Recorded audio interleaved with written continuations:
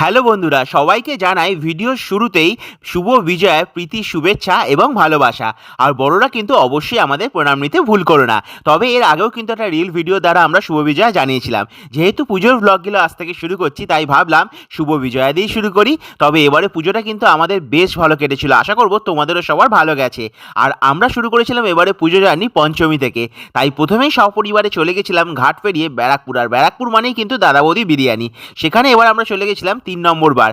আর প্রত্যেকবারের মতোই কিন্তু সেখানে গিয়ে দেখলাম সে এক বিশাল ভিড়। আর এই সবার ভিড় করে দাঁড়িয়ে থাকার কারণ হচ্ছে দাদা বৌদির এই অমূল্য রতন, অর্থাৎ সবার প্রিয় দাদা বৌদির বিরিয়ানি। সেটা মটন বিরিয়ানি হোক কি চিকেন বিরিয়ানি, এই বিরিয়ানি খাওয়ার জন্য কিন্তু মানুষ অনেক দূর দূর থেকে আসে এবং এরকম ভিড় করে লাইনে দাঁড়িয়েই তারপর সে সুযোগ পায়।